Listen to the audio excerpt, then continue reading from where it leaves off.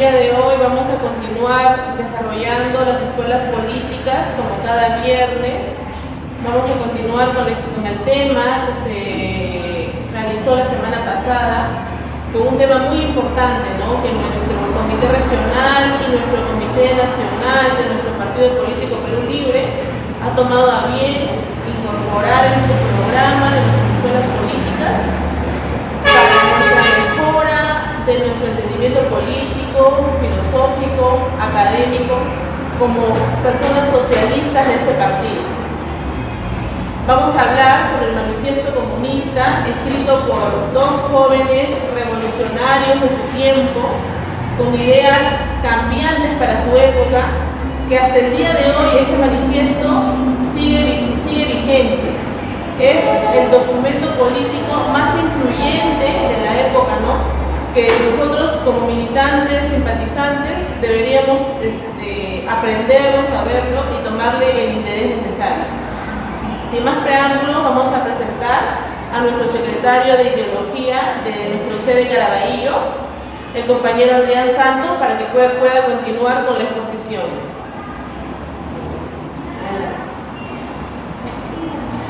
Muchas gracias, compañera Geraldine, de la Secretaría de Juventudes, de aquí del Comité de Caraballo de Perú Libre. Bien, muy buenas noches a todos los compañeros aquí presentes. Vamos a continuar con la programación de las escuelas políticas.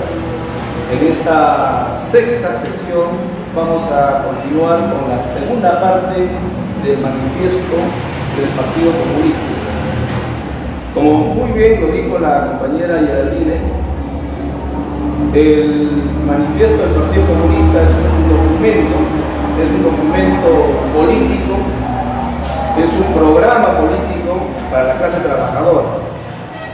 Así como nosotros, nuestro partido, tenemos un ideario que marca la línea política, que marca nuestro camino político como partido político, este manifiesto es también un ideario y por lo tanto también la clase obrera, la clase explotada, ¿no? Tiene que leer este libro. Es un deber moral de todo militante de izquierda leer este libro. Pero este documento político no solamente lo lee la clase proletaria, los explotados, la izquierda, ¿no? Sino también lo leen los intelectuales de derecha. En las universidades, ¿no? En las miles de universidades que existen en el mundo, leen este documento para saber también cómo contraatacar, cómo neutralizar las ideas del marxismo, ¿no? Las ideas del proletario, las ideas de izquierda. Como bien lo señaló la compañera Geraldine, vamos entonces a continuar con este programa que ya los compañeros del Comité Nacional, Regional, han dado para todas las escuelas en los diferentes distritos. Tenemos que continuar con la tarea. Aquí en Caraballo estamos avanzando, estamos intentando realizar una escuela de la mejor manera posible, con nuestras carencias, con nuestras dificultades, a veces tecnológicas, ¿no? Y a veces también materiales, ¿no es cierto? Pero seguimos adelante en este rincón de Lima Norte, desde Caraballo, ¿no? Entonces espero que esta escuela política, la segunda parte del manifiesto, sea aprovechado y también la reflexión, la participación de los compañeros aquí en la sala también será de bastante provecho.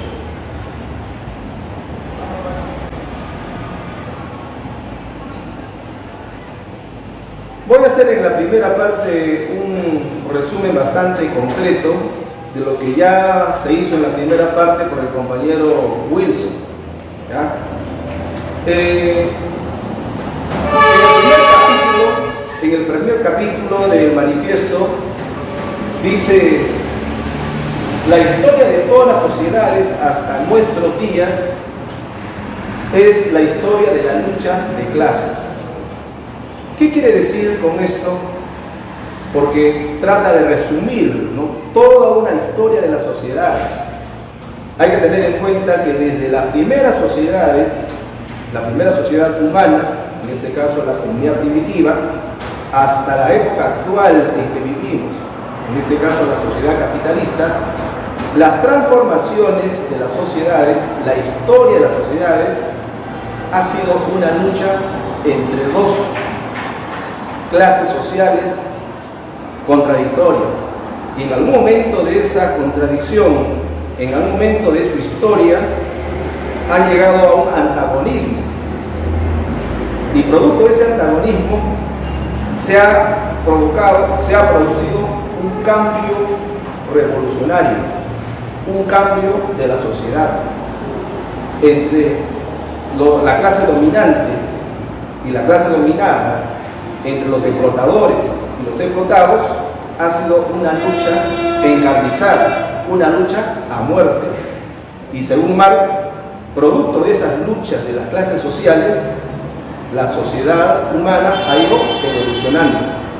Hemos pasado de una comunidad primitiva a una sociedad esclavista. De la sociedad esclavista pasamos al feudalismo. Del feudalismo pasamos al actual modo de producción, el capitalismo. Y esto se puede resumir en el siguiente esquema.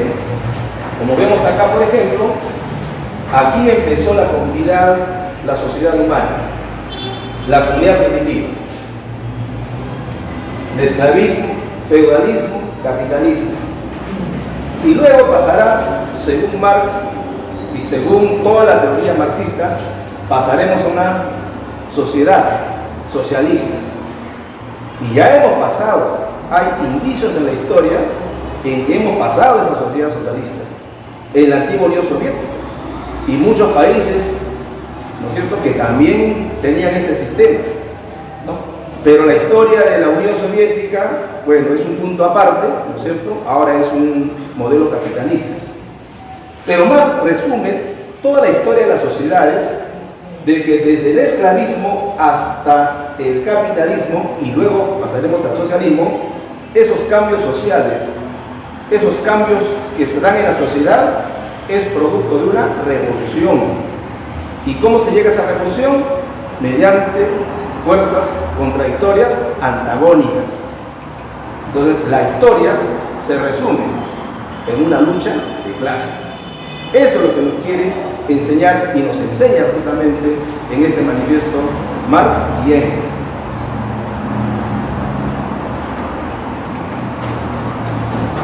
Actualmente vivimos en la sociedad capitalista, pero el capitalismo tiene distintas etapas, ¿no?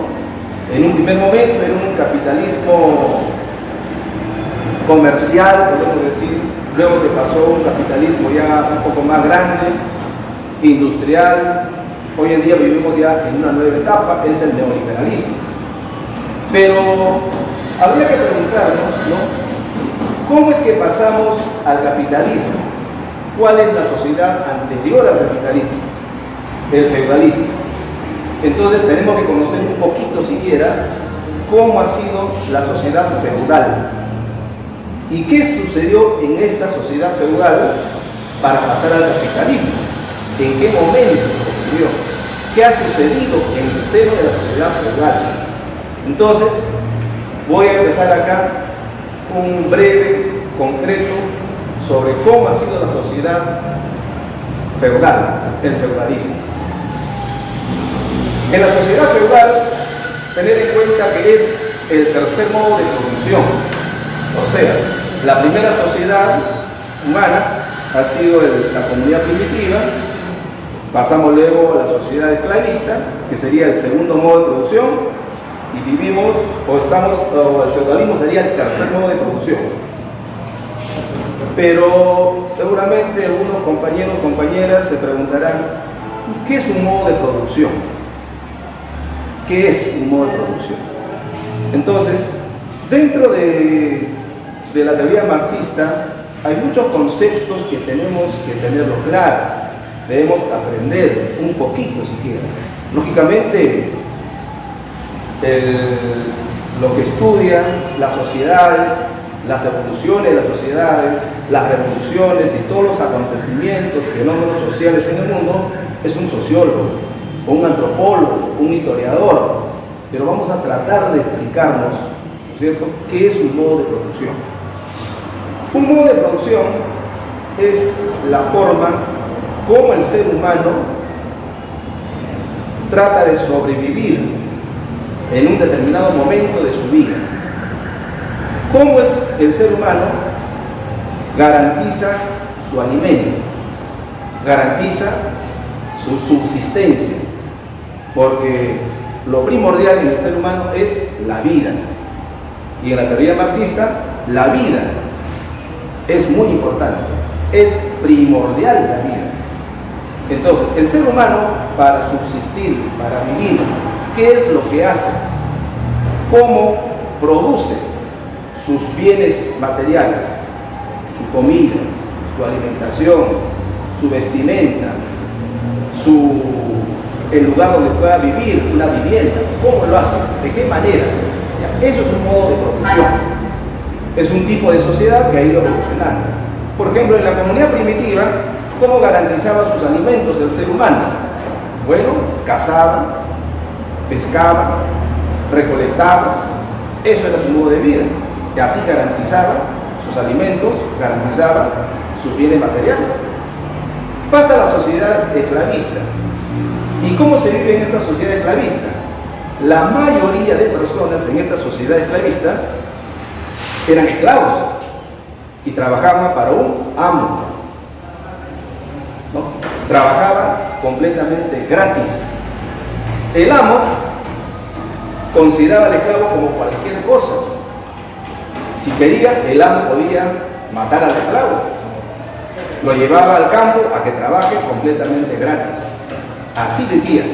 Entonces, el modo de subsistencia de la mayoría de seres humanos en el esclavismo era ser esclavo y trabajar como esclavo. ¿Ante quién? Ante un amo. Así se subsistía, de ese modo. Y era natural, era normal ser esclavo, porque así, esa era la sociedad y esa era la conciencia social en ese momento. Luego pasamos de la sociedad esclavista al feudalismo. Ahora, la manera como garantiza sus alimentos, la manera como subsiste en este mundo, en el feudalismo, es muy diferente al esclavismo. Y el esclavismo es muy diferente a la etapa anterior. Y en el capitalismo, la manera como nos agenciamos nuestros alimentos, cómo es nuestra actividad económica, qué hacemos para alimentarnos día a día, nuestros hijos, qué hacemos para vestirnos, qué hacemos para construir nuestra casita, tener ciertos bienes materiales. Entonces, la manera como el hombre ha trabajado o, digamos, ha asegurado esa subsistencia no ha sido lo mismo en toda la sociedad. Entonces, en cada sociedad ha habido una forma, un modo de producir sus bienes materiales. Por eso, cada sociedad es un modo distinto, es un modo de producción. ¿Ya? Entonces podemos sintetizar, un modo de producción son las actividades económicas, actividades que hace el hombre para subsistir, para garantizar su alimentación, su vivienda, su vestimenta, y de esa manera sigue vivo, sigue subsistiendo. En el feudalismo había dos clases antagónicas, dos clases sociales. Una de ellas, los señores feudales, que estaba conformada por la nobleza y el clero. ¿Quiénes conformaban la nobleza? El rey, el conde, el vizconde, el marqués, los varones, o sea, todas aquellas personas que tenían un título nobiliario dado por el rey. Y esto formaba parte de la nobleza, la aristocracia, ¿no? El otro grupo social era el clero. El clero era el conjunto de personas que estaban ligadas al cristianismo, a la iglesia. ¿Quiénes formaban el clero? El papa, el obispo, arzobispo, sacerdotes, ¿no?, los monjes, etcétera, etcétera. Entonces, esa clase social, la nobleza y el clero, formaban los señores feudales, forman parte de los señores feudales, ¿no? Y estos señores feudales tenían pues todo. La otra clase social eran los campesinos, los siervos. ¿Y qué relación existía entre los señores feudales y los siervos? Una relación de servidumbre. Los campesinos o siervos estaban al servicio del señor feudal, al servicio de los explotadores, en otras palabras. El poder de los señores feudales radicaba en la posesión, en la propiedad de grandes extensiones de tierra. Los señores feudales, la nobleza y el clero eran dueños de miles y miles de hectáreas de tierras de cultivo, de tierras agrícolas. O sea, eran los grandes terratenientes, ¿no? Los señores feudales vivían pues con todos los privilegios, es decir, vivían en su castillo con todas las comodidades, la alimentación estaba garantizada porque los campesinos, ¿no es cierto?, los proveían con todos los alimentos, la carne, frutas, vivía de lujo, ¿no? Los señores feudales tenían pues una cierta posición de linaje, de aristocracia, ¿no?, porque eran hijos de condes, eran hijos de los vizcondes, de los varones. Entonces ese título nobiliario se mantenía, o sea, era hereditario prácticamente. Mientras que los siervos, los campesinos, era pues la mayoría esa clase que trabajaba la tierra, desde que sale el sol hasta que se oculta el sol. Trabajaba la tierra completamente gratis. A veces el señor feudal le daba pues una parcela, ¿no?, para que el campesino pues trabaje, ¿no?, y de esa parcela podía subsistir él y su familia, ¿no? Pero esa parcela muchas veces pues no era un terreno fértil, no era un terreno agrícola apropiado, sino era una parcela en el cual pura arena, puras piedras, y el campesino tenía que transformarlo, ¿no?, con su esfuerzo, con la colaboración de su esposa, de sus hijos, para que de algo, de esa parcela, algo tendría que sacar provecho. En cambio, las mejores tierras, las tierras más fértiles, ¿no?, también laboraba, también trabajaba, también el campesino, pero los frutos de esa tierra lo llevaba pues al señor feudal. Entonces, en esta sociedad feudalista, estas dos clases sociales eran completamente distintas.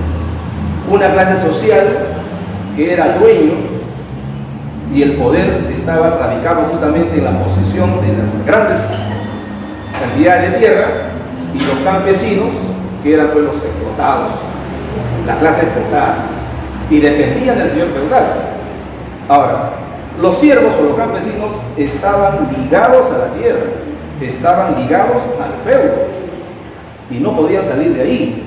O sea, no es que un campesino decía, no, bueno, ya no quiero estar acá, no, me voy a otro señor feudal que me trata mejor, ¿no?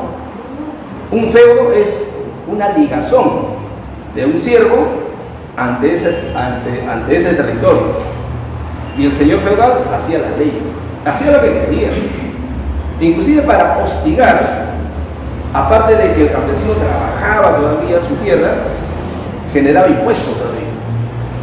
Generaba impuestos. Así es. El clero.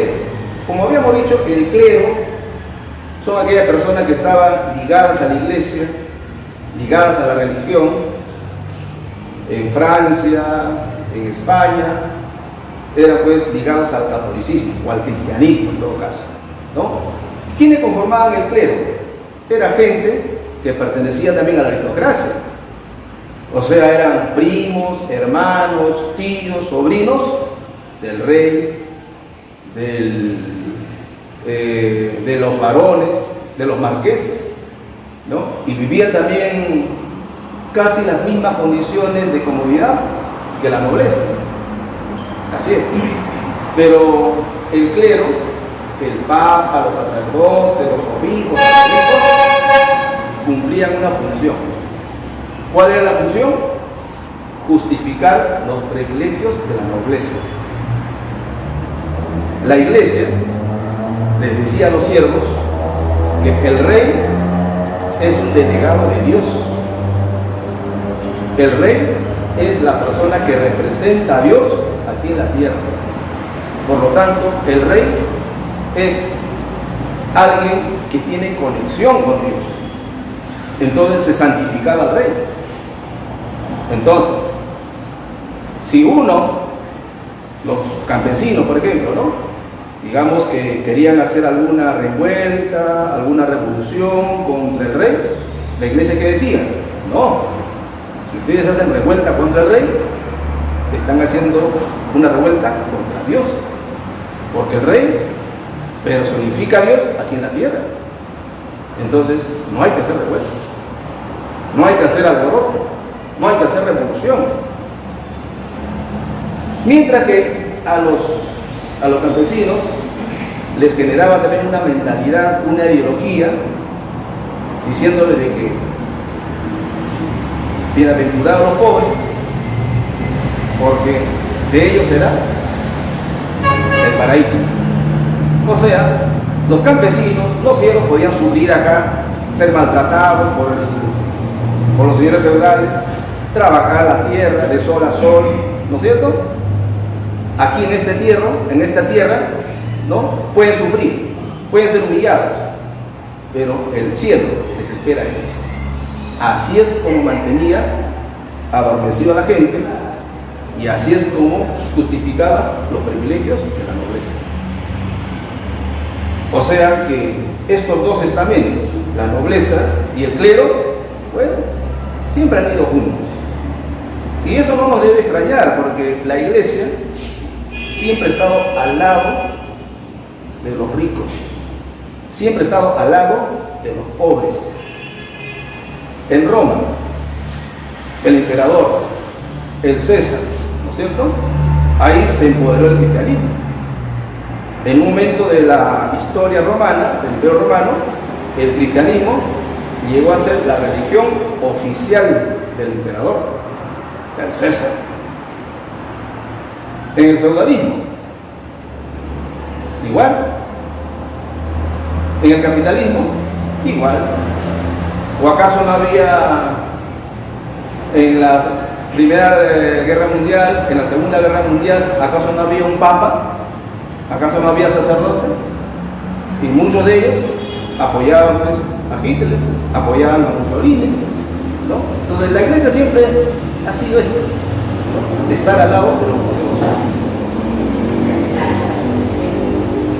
Vamos a ver en esta parte otro concepto que también considero muy importante: burgos, burgueses y burguesía.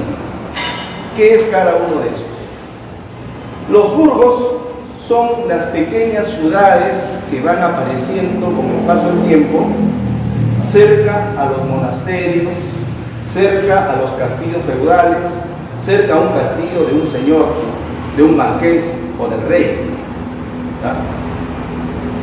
Poco a poco, con el paso del tiempo, estas pequeñas ciudades que eran pues de 10 personas, cada vez se agrandan, 30, 50, 100. Entonces se va formando al principio una aldea de pocas familias y luego ya en una ciudad un poquito más grande, ¿no? Y por lo general estaban amurallados, protegidos, ¿no es cierto?, ante las invasiones, ante el ataque de otros grupos, ¿no? Porque en esa época, en el medioevo, estamos hablando siglo XII, XIII, XIV, XV, ¿no?, había muchas guerras y muchas invasiones también, ¿no? Entonces, esas ciudades estaban protegidas por murallas ¿no? Y toda la gente que vivía, habitaba esas pequeñas ciudades, que se conocen como burgos, se llaman burgueses. Entonces, ¿qué son los burgueses? Los burgueses son aquellos que habitan los burgos, personas que viven en una ciudad pequeñita.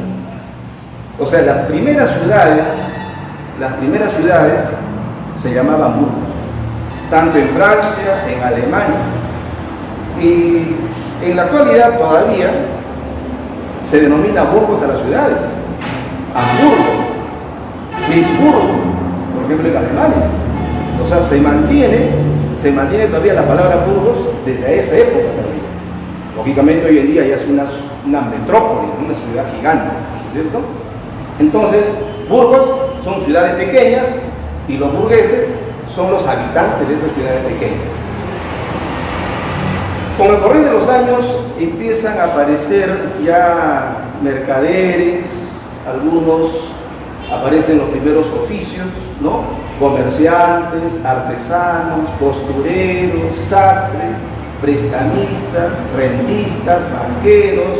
O sea, esa pequeña ciudad se convierte pues en un mercado donde se intercambia mercaderías, primero hay trueques, luego compra y venta, ¿no? Y muchos de esos comerciantes empiezan a viajan desde Alemania a Francia, y muchos fueron hasta Asia, la India, la China, Babilonia, la actual Irak, Mesopotamia, Egipto muchas veces, y traían mercadería, claro, mercadería ahí intercambiada. Entonces, hay una actividad frecuente, constante en esas pequeñas ciudades. Entonces, los burgueses son los habitantes de las ciudades pequeñas, pero con una actividad comercial, una actividad financiera fuerte, muy fuerte. Entonces, como vemos, empieza a nacer una nueva forma de vivir. Porque en el feudalismo, ¿cómo vivía la gente? ¿Cómo garantizaba sus alimentos, su vestimenta? Siendo siervo, trabajando para el señor feudal, y a cambio de trabajar sus extensos terrenos, había una parcela, de esa parcela subsistía, vivía para él. Pero aquí ya no. Los burgueses, estos habitantes, ya eran artesanos, eran comerciantes. Había una nueva forma de garantizar su vida, una nueva actividad económica. Dentro de esos burgueses, de esos ciudadanos que lo llamamos ahora, porque ciudadanos son los que viven en una ciudad, ¿cierto? Los ciudadanos, surge un grupo selecto. O sea, de un burgo, una ciudad pequeña, por ejemplo, es decir, de 500 habitantes, allá, un grupo de 10 personas o 15 personas, grupo pequeño, ¿no? Empieza a resurgir, a surgir, a empoderarse. ¿Quiénes eran este selecto grupo de los burgueses? Comerciantes, prestamistas, banqueros. Empiezan a acumular dinero, oro, plata, monedas. Se hacen poco a poco ricos, se vuelven ricos, empiezan a comprar terrenos. Le dicen al señor feudal, mi estimado marqués, le compro su castillo. Y se lo compraba. Le compro sus terrenos agrícolas, se lo compraba. Porque el señor feudal iba a las guerras, se empobrecía, inclusive se prestaba dinero de los banqueros. Ahora el poder ya no estaba en tener territorios, ya no estaba en tener miles de hectáreas de tierra, ya no. ¿Dónde está el poder ahora? En el dinero. Entonces nace una nueva clase social. A esa clase social que se empodera a base del dinero, la acumulación del dinero, compra terrenos, empieza a formar fábricas, industrias. Esa nueva clase social es la burguesía. Entonces, burgos, burgueses, burguesía y en relación, pero no es lo mismo. Burgos, una pequeña ciudad. Burgueses habitan la ciudad. La burguesía, es ese pequeño grupo de burgueses que se empodera económicamente. Su poder está en el dinero. Tienen poder económico. Entonces, del seno del feudalismo nace esta clase social nueva, empoderada por el dinero. Esa es la burguesía.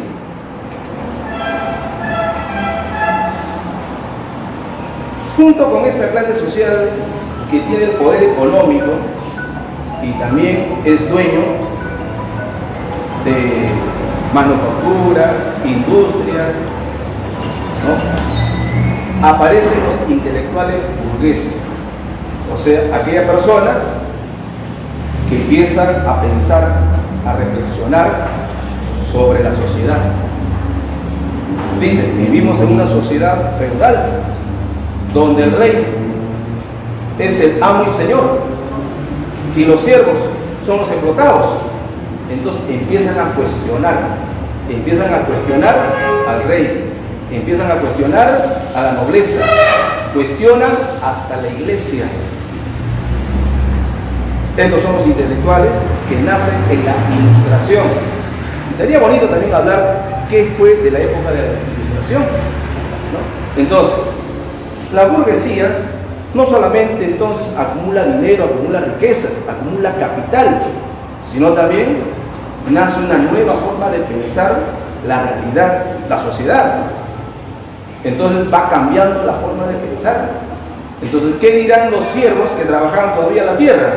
Allá, aquí yo trabajo de sol a sol y no me pagan nada, mientras que en la ciudad a mi primo está trabajando y le pagan. Entonces, en vez de que me exploten aquí en el campo, me voy a la ciudad. Entonces, el burgués o la burguesía, ¿qué quiere? Necesita mano de obra para ampliar sus industrias, para ampliar sus manufacturas. Entonces, ¿qué le dice al campesino? Ven, campesino, acá te voy a pagar, vas a trabajar aquí, vas a ser libre, vas a vivir en libertad, vas a ser igual que nosotros. ¿Y el campesino qué dirá? ¿Sí? Voy a ser libre, acá soy prácticamente como un esclavo del señor feudal, me voy para allá. ¿Y qué dice el señor feudal? No te vayas, ven acá. El señor feudal no quiere que se vaya y el burgués quiere que se vaya. Entonces surge una pugna entre los señores feudales y la burguesía, y al final se generan pues contradicciones. Esas contradicciones llega un momento en que se vuelve una crisis, o sea, las contradicciones llegan a un punto antagónico. Cuando decimos antagónico, ya no hay retroceso. Las contradicciones en algún momento se pueden apaciguar. ¿Hay contradicciones en el seno de una familia? Claro que sí, entre papá y mamá. ¿Hay contradicciones en un partido político? Claro que sí. Pero cuando esas contradicciones se vuelven antagónicas, ya es irreconciliable. Ya no hay retroceso. Uno de ellos muere. A eso se llega. Entonces surge la revolución burguesa. La revolución francesa es una revolución hecha, promovida por la burguesía. ¿Por qué? Porque llega a tener las condiciones para realizar esa revolución. Condiciones materiales, el dinero, propiedades, industrias, fábricas, y otra condición que es muy importante, no basta solamente tener dinero, lo intelectual, para hacer pensar a la mayoría de la población, para hacer pensar a los siervos, a los campesinos. Así es. Entonces se da la revolución, y producto de esa revolución cambia la sociedad. Del feudalismo pasamos a una nueva forma de vida, un nuevo modo de producción, el capitalismo. Así es. Entonces, eso es lo que nos enseña Marx, ¿no? Eso está en el libro, pues. Ahora, un paréntesis. El manifiesto del Partido Comunista es un libro fácil de leer, no hay complicaciones en las palabras, no hay palabras muy técnicas, ¿no? Fácil de entender en la actualidad. ¿Saben a qué edad escribió Marx este libro? Cuando tenía 29 años. Federico Engels tenía 27 años. Joven, disculpen, compañeros. Este libro es un producto de dos jóvenes menores de 30 años que han alcanzado a analizar la sociedad de su época, de su tiempo, ¿no? Sus escritos, ¿no? Tiene, por ejemplo, abarcan muchos campos: la filosofía, la sociología, la economía. O sea, a esa edad de los 30 años, menos 30 años, tener una claridad de su sociedad, analizar, reflexionar y plasmarlo en un escrito, es un producto, ¿no?, muy valioso para nosotros. Este libro se vende, miles y miles de ejemplares se venden en el mundo. Quizás es uno de los libros más vendidos en el mundo, los más leídos también. Todo militante de izquierda, sobre todo, pero librista, porque somos un partido marxista, hay una obligación moral de leer. Bueno, prosigamos. Entonces, del seno del feudalismo nace, ¿no es cierto?, nace una nueva clase social, la burguesía, ¿no? Y él, a través de la revolución burguesa, genera un cambio en la sociedad, una nueva realidad, el capitalismo. En la actualidad, ¿a quiénes decimos capitalistas? ¿A quiénes decimos burguesía? Muchas veces ese término lo utilizamos frecuentemente, ¿no? La clase que tiene el poder económico, los capitalistas.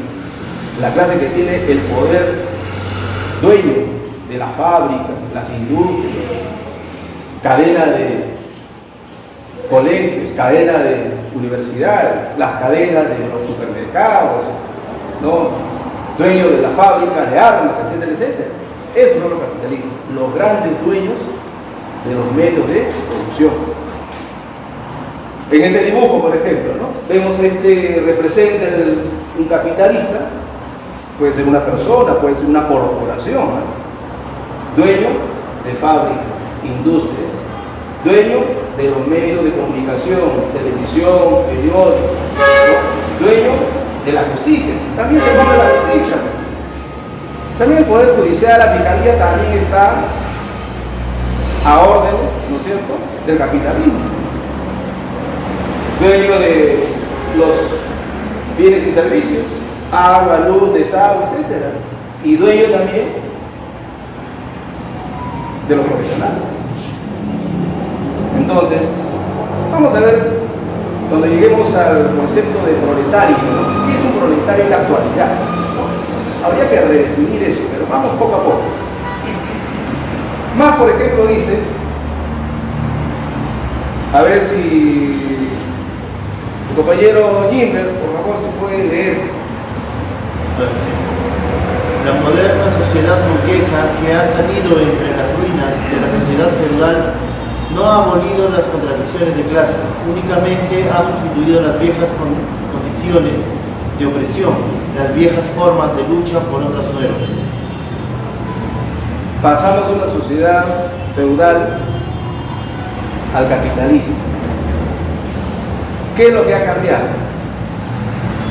Los siervos que trabajaban en el campo, explotados por el señor feudal, van a la ciudad, trabajan en las minas, las fábricas, las industrias, y son explotados por un nuevo amo, el capitalista. A eso se refiere. Esa es la reflexión que nos hace llegar Marx hace ya más de cerca de 200 años ya que se escribió este libro. La manera, el modo como ahora se explota, simplemente ha cambiado la manera como se explota, nada más. La explotación de la mayoría sigue, pero con una nueva forma. Pero también hay nuevas formas de luchar también. Si antes los campesinos se levantaban, porque ha habido levantamiento de los siervos, ¿no? Ha habido levantamiento de campesinos. Recuerden, por ejemplo, esta película muy famosa, ¿no? Corazón Valiente. Es una lucha entre campesinos y los señores feudales.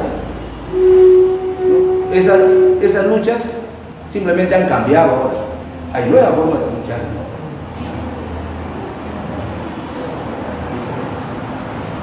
Vamos a hablar un poquito del capitalismo. ¿Qué es el capitalismo entonces ahora? Después de la revolución burguesa, del feudalismo, pasa al capitalismo, ¿no? El capitalismo es el cuarto modo de producción. La manera ahora como sobrevive la gente, la manera como garantiza su alimentación, su vestimenta, ¿no? Ya no es igual que el feudalismo. El feudalismo, el siervo trabajaba en el campo, para un señor feudal. Ahora, ¿cómo vive la mayoría de las personas en la actualidad? Vivimos en el capitalismo. Trabajamos para un capitalista. Los obreros, pero solamente los obreros. Profesionales también.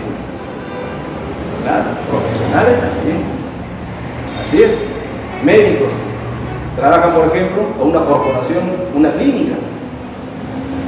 ¿Sí? Bueno, sigamos.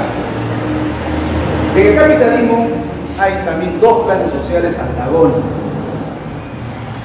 La burguesía, lo que llamamos capitalistas, ¿no? Y la clase social que trabaja, explotada, que son los proletarios.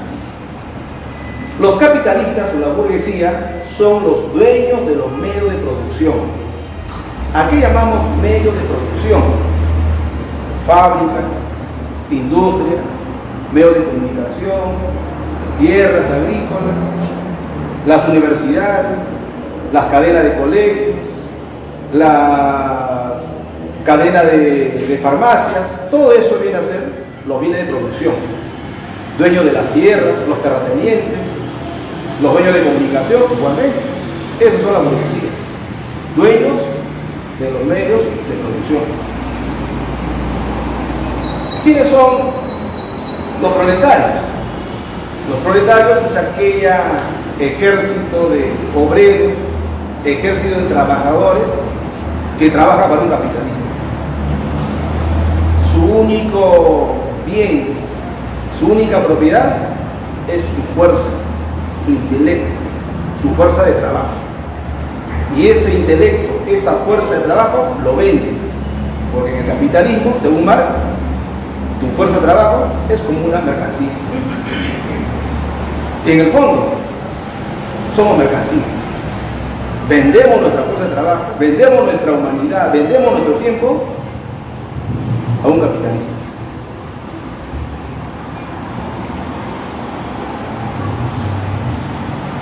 Esta fotografía, por ejemplo, ¿no? Dice mucho. ¿Cuántas obreras trabajan ahí? ¿Quién es el dueño de las máquinas, de ese terreno? Hay un dueño, una corporación, una sociedad. Así es. De ahí, las personas, las mujeres, venden su conocimiento, venden su habilidad, venden su fuerza de trabajo.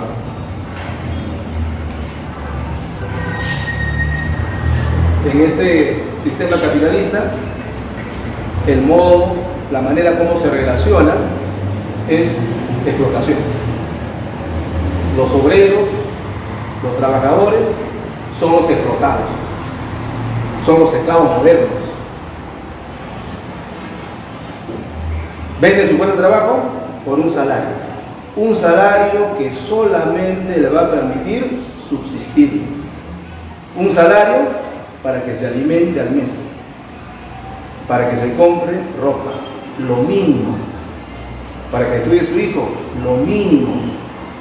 Nunca un obrero, como dijo el compañero Wilson en la clase anterior, nunca un obrero, por más que trabaje de un lado a otro, tenga 2, 3 trabajos, se va a volver rico. Nunca. Ese es un mito. Los esclavos modernos es la clase proletaria. Vamos a ver acá, en una parte del libro dice: la burguesía ha desempeñado en la historia un papel altamente revolucionario. Los capitalistas, la burguesía, ¿no?, ha sido una clase revolucionaria. ¿Y qué es revolucionar? Cambiar todo. Es un cambio total, radical. Claro, parece que Marx, ¿no?, le da elogios a la burguesía, pero eso es cierto, ¿no? ¿Cómo se vivía en el feudalismo y cómo se vive actualmente? El feudalismo, más o menos, habrá pasado ¿cuánto? 250 años, fíjate. Pero la etapa del feudalismo no ha sido 100 años, no ha sido 200 años. Desde el siglo XIX, perdón, 9 hasta el siglo XV. 6 siglos, 600 años aproximadamente. Toda esa etapa ya era el feudalismo. Capitalismo desde la Revolución Francesa, más o menos, año 1789, más o menos unos 200 años y pico. Pero ¿cómo ha cambiado? Si antes, por ejemplo, el señor feudal, el clero, era dueño de grandes extensiones de tierra, ahora ya no es así. En lugar de esas extensiones de tierra agrícolas, fábricas, manufacturas, cientos, miles y miles de manufacturas, de fábricas. Cuando inventaron el motor, ¿no?, a vapor, se revolucionó todo. Las fábricas fueron creciendo cada vez más y más. Fábricas en Alemania, en Francia, en Inglaterra. Entonces, de un modo feudal pasa a un modo completamente distinto.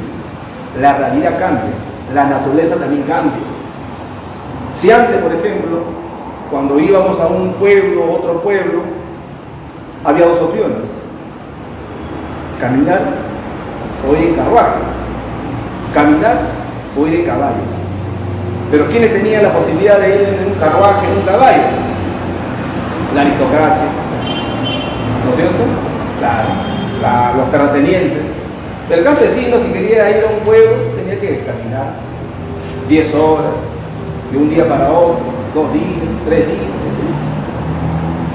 Pero el caballo anteriormente era pues el medio para viajar. Ahora el tren. En un principio, un tren a vapor, a base de carbón. Y en la actualidad,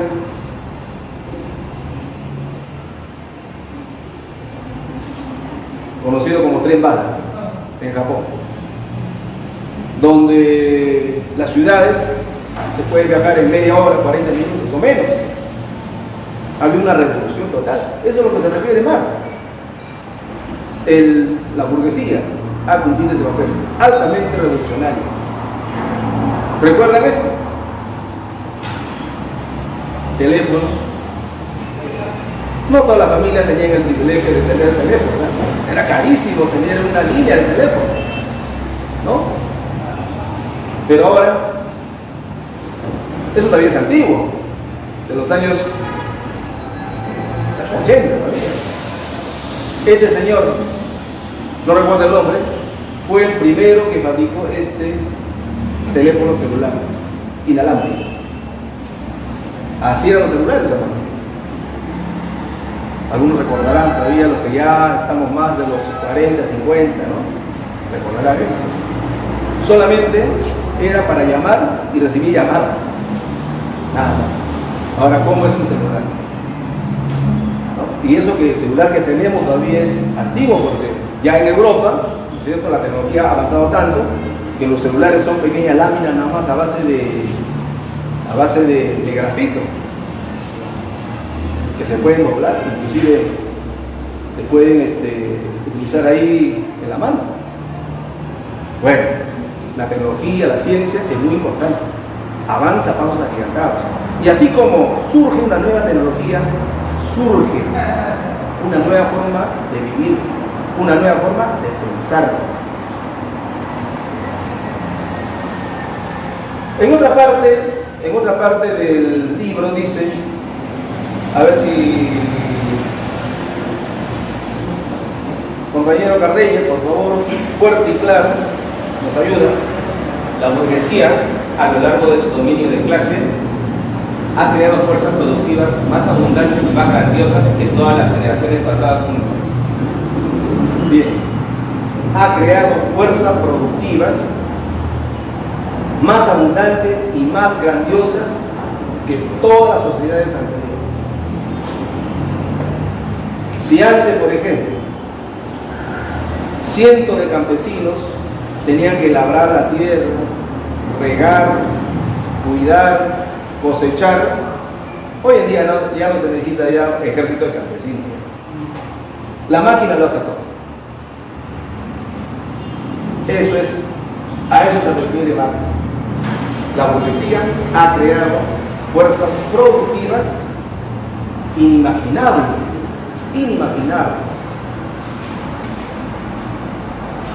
Refinerías para procesar el petróleo, del petróleo sacar GLP, gasolina y muchos derivados, y eso revolucionaba todo. Cuando se descubre el petróleo, se descubre la gasolina, se inventa motor, se inventa el automóvil. Mira cómo va la par, cómo cambia.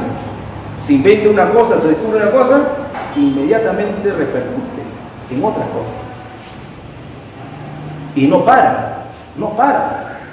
El hombre no para de seguir produciendo cada vez más y más.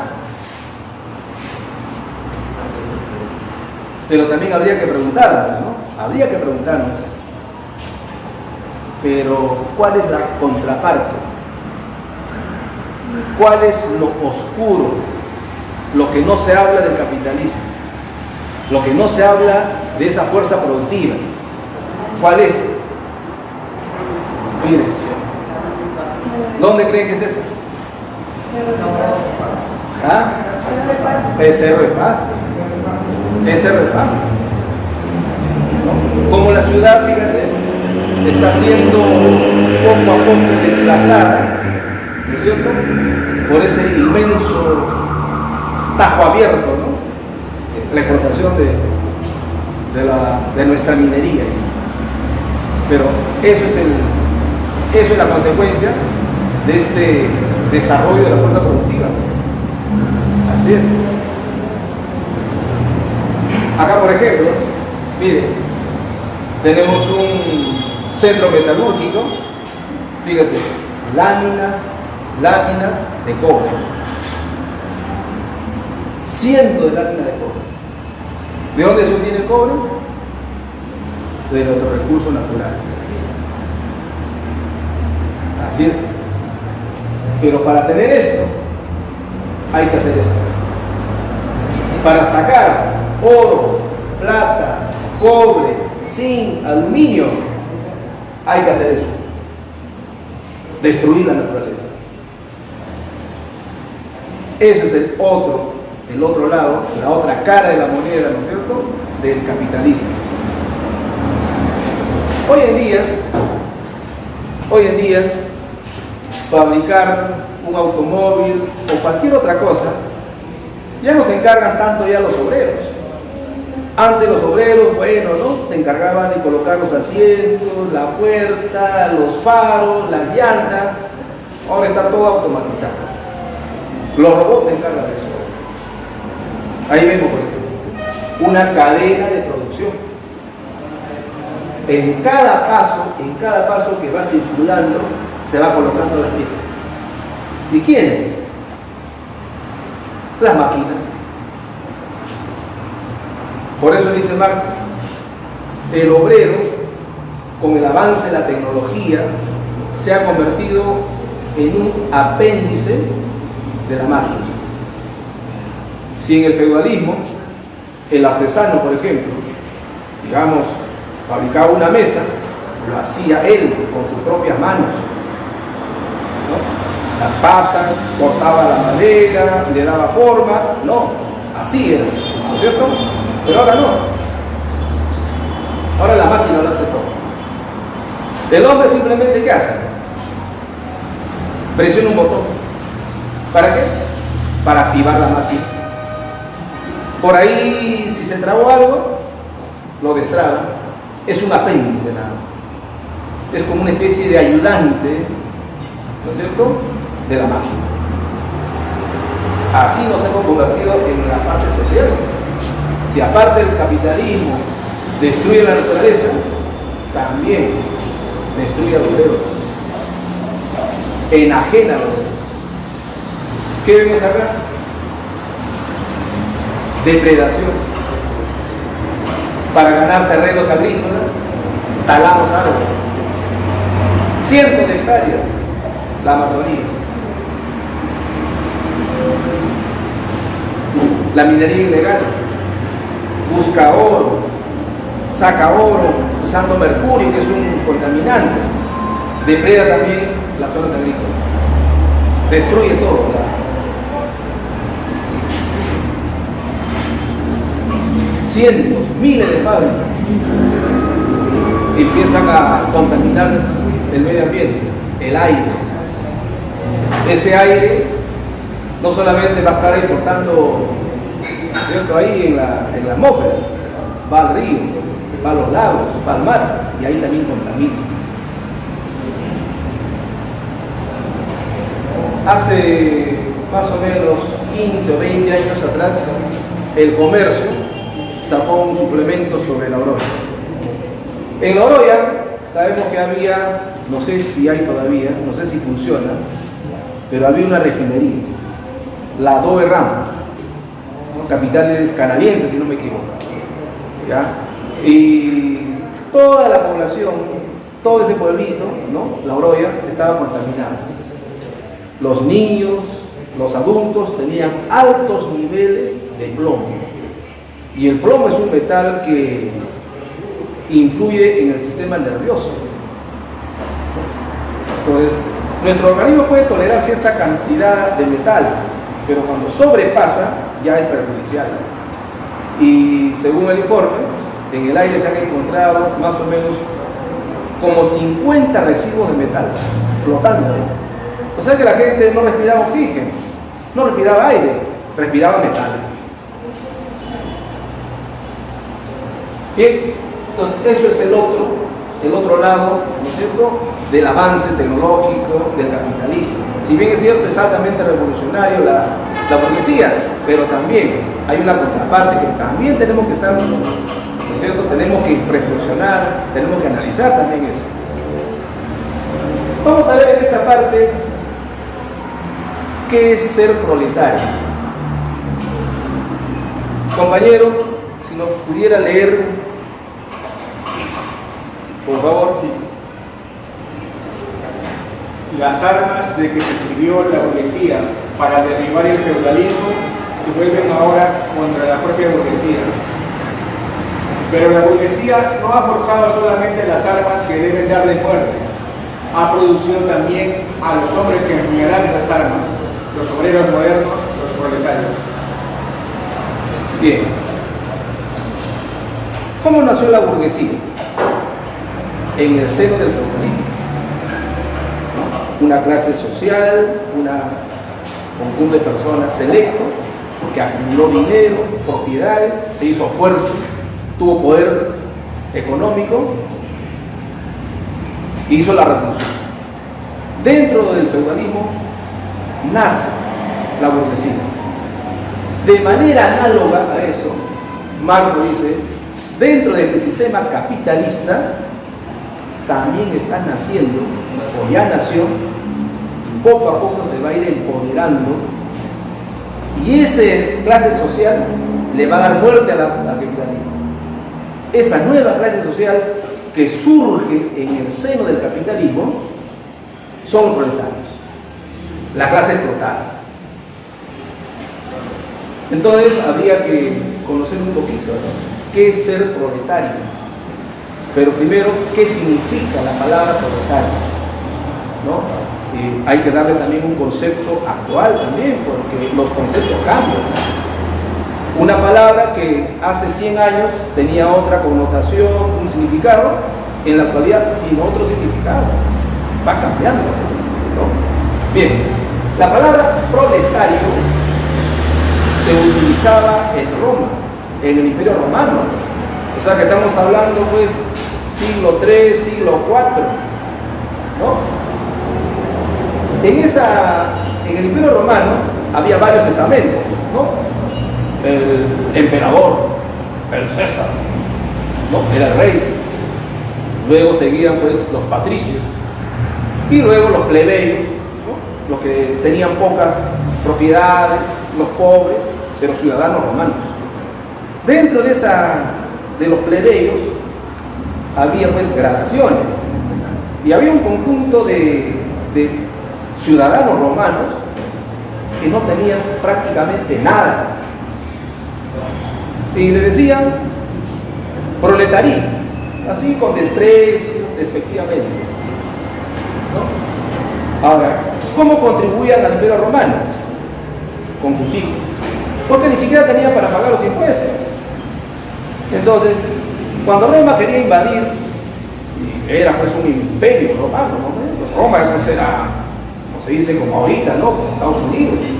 Quería invadir una ciudad, un pueblo, lo hacía, ¿no? Entonces, este ciudadano romano solamente tenía a sus hijos para contribuir al ejército romano.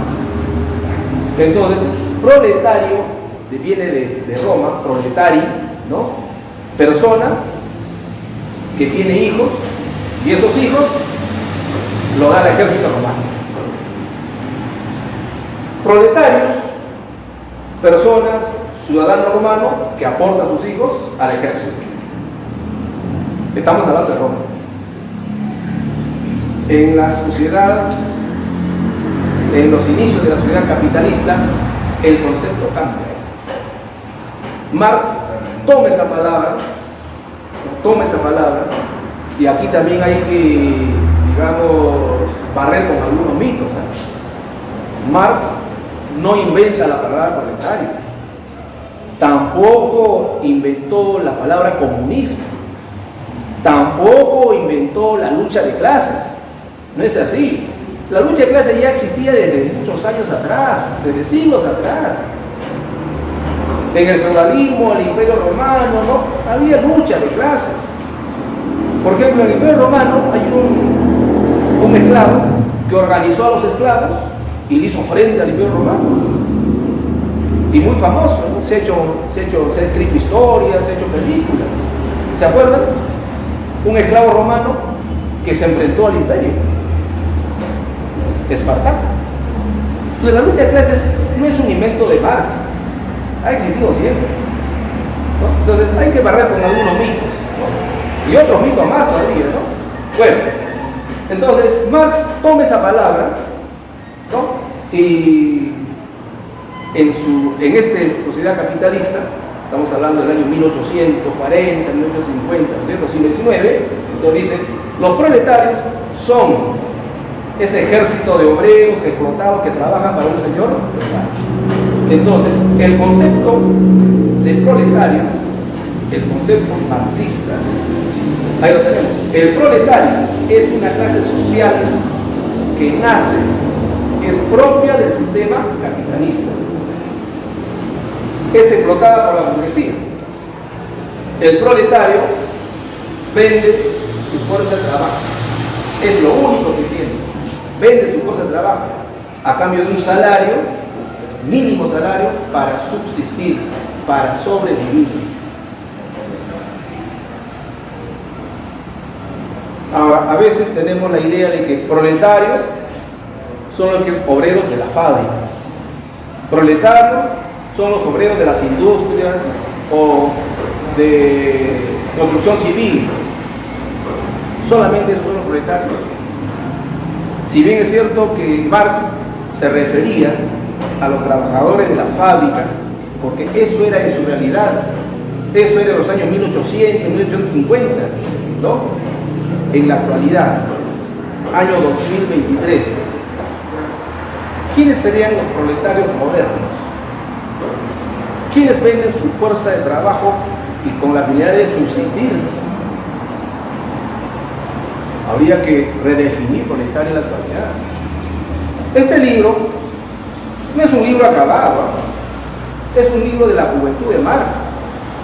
Aquí, siendo joven, Marx y Engels plasman sus ideas, plasman sus propuestas, plasman sus reflexiones de su sociedad. Menos de 30 años.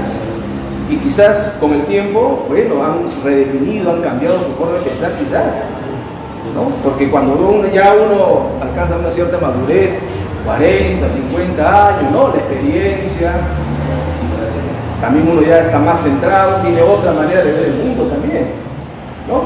Entonces, habría ¿qué significa ser proletario en la sociedad actual?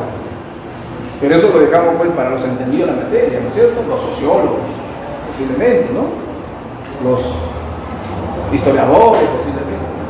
Así es. Acá, por ejemplo, hay profesionales. El sector salud, médicos, enfermeros, doctores, ¿serán proletarios? Profesionales, profesores, académicos, ¿serán también proletarios en la actualidad? Bueno, son preguntas que dejo en el aire y sería bueno también, ¿no?, debatir esto. Muy bien. Bueno, vamos a ver ya en esta última parte. A ver, la compañera Mabel si nos ayuda fuerte y claro para que se escuche. Las clases dominantes pueden temblar ante una revolución comunista. Los proletarios no tienen nada que perder en ella más que sus tareas. Tienen en cambio un mundo que ganar. Bien, así como la burguesía nace en el seno del feudalismo y se enfrenta a esa clase social, a los señores feudales, llegará un momento, nos dice Marx, en que el proletario, la clase explotada, ¿no?, se va a organizar y llegará un momento en que se van a dar las condiciones materiales y condiciones intelectuales, las condiciones espirituales. Llegará un momento en que haya una contradicción tan fuerte que van a llegar a un antagonismo y la burguesía en su seno ha crecido esta clase social que le va a dar muerte. La revolución proletaria llegará un momento, dice Marx. Eso es lo que dice Marx, llegará un momento. Pero hay que dar las condiciones adecuadas para eso. ¿Qué tiene que perder el proletario? ¿Qué es lo que tiene que perder? Dice ahí, sus cadenas. Pero a cambio de eso, tiene un mundo que ganar, una nueva sociedad. Y según Marx, después del capitalismo, hay una nueva sociedad que es el socialismo. A eso apunta justamente las propuestas de Marx en este libro y en muchos otros escritos después. A eso es lo que apunta. Y después de la sociedad, socialismo, al comunismo. Entonces, estamos aquí en la sociedad capitalista, luego de una revolución proletaria, según Marx, pasaremos a una nueva sociedad, el socialismo. En este socialismo es una etapa de transición, de cambios profundos hacia una nueva sociedad. Pero ¿qué va a suceder en el socialismo? Según Marx, la dictadura del proletariado. El proletariado será dueño de los medios de producción, ya no la burguesía, ya no el capitalismo. Abolirá la propiedad privada. Los medios de producción pertenecen a todos, a la sociedad. Y luego de esos cambios pasaremos al comunismo. Y en el comunismo, según Marx, no hay clases sociales. Se extingue el Estado. Fin de la propiedad privada. Pero para eso, la clase proletaria tiene que organizarse. Bien. Y finaliza ya en la última parte del libro, ¿no?, con esta consigna, con esta frase muy famosa, ¿no? Proletarios de todos los países unidos. ¿Con qué finalidad?